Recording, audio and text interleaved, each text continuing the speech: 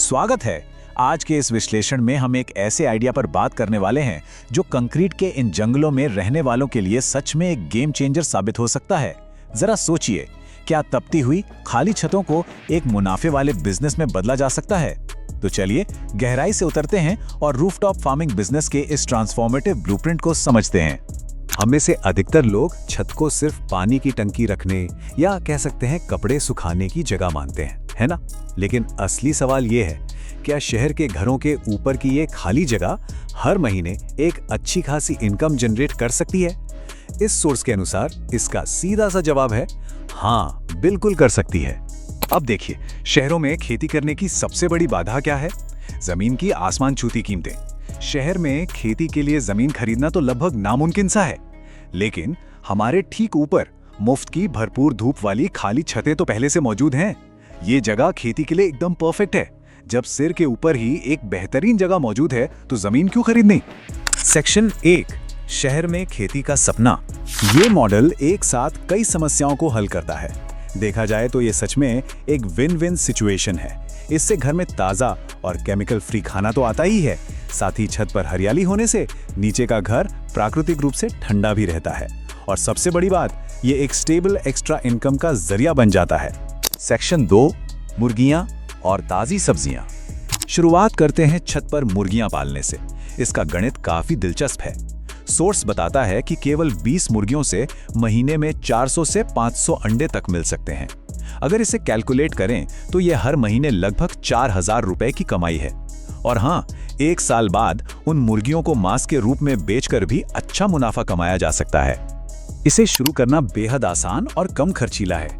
बस एक साधारण लकड़ी और वायर मैश का दड़बा, अच्छा दाना पानी और थोड़ी साफ सफाई, बस इतना ही चाहिए। वैसे इस शुरुआत से पहले पड़ोसियों को भरोसे में लेना एक बहुत ही समझदारी भरा कदम होगा, ताकि बाद में कोई दिक्कत ना आए।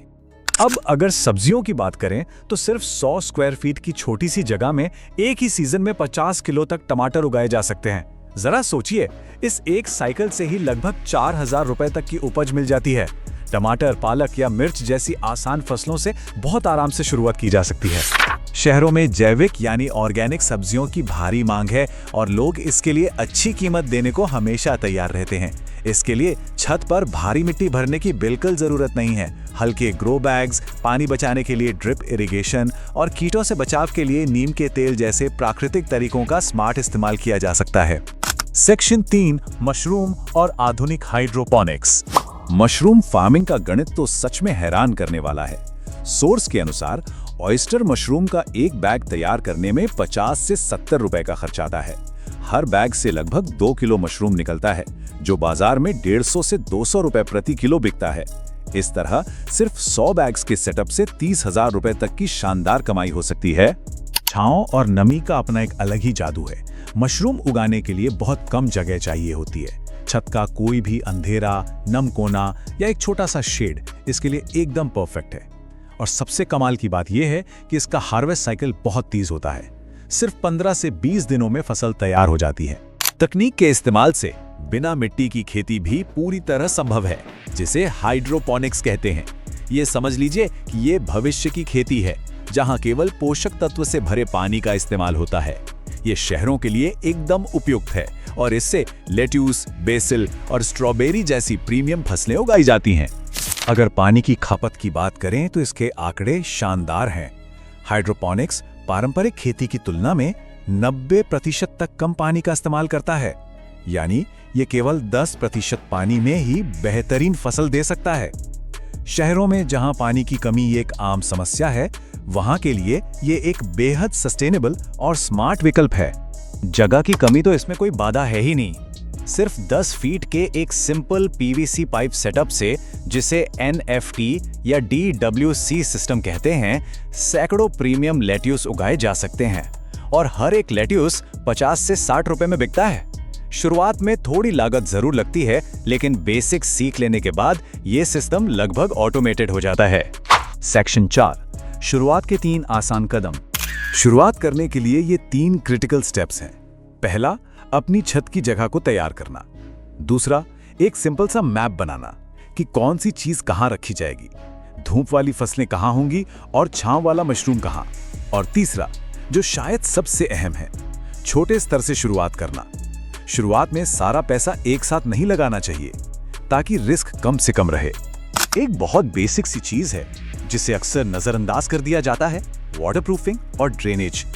किसी भी एक्टिविटी को शुरू करने से पहले ये चेक करना बेहद जरूरी है कि छत कितना वजन सह सकती है।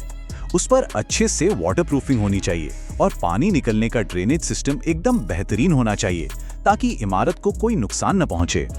सेक्शन 5, आपका अपना रूफटॉप फार्म। इस सफर में कोई भी अकेला नहीं है। इंटरनेट पे मॉडर्न रूफटॉप फार्मर्स की कई कम्युनिटीज हैं, जिनसे जुड़ना बहुत फायदेमंद होता है। वहाँ लोग अपने अनुभव शेयर करते हैं, एक दूसरे से सीखते हैं, और शुरुआती समय में जब चीजें समझी जा रही होती हैं, तब वहाँ से बहुत अच्छा सपोर्ट भी मिलता है। एक बात का ध्यान रखना जरूरी है, नजरिया एकदम स्पष्ट होना चाहिए। ये सिर्फ कोई हॉबी नहीं, एक रियल बिजनेस है। सही प्लानिंग, धैर्य और लगातार सीखते रहने के साथ ये एक बिल्कुल वैध और मुनाफे वाला बिजनेस है, जो शहरों में रहने के तरीके को पूरी तरह से बदल कर रख सकता है। तो चलिए, अब सोचने से आगे बढ़ने का समय आ गया है। आज के इस विश्लेषण को हम एक छोटे से सवाल के साथ खत्म करेंगे। इस वीकेंड क्या शुरू होने वाला है? सपनों को हकीकत में बदलने का वक्त आ गया है।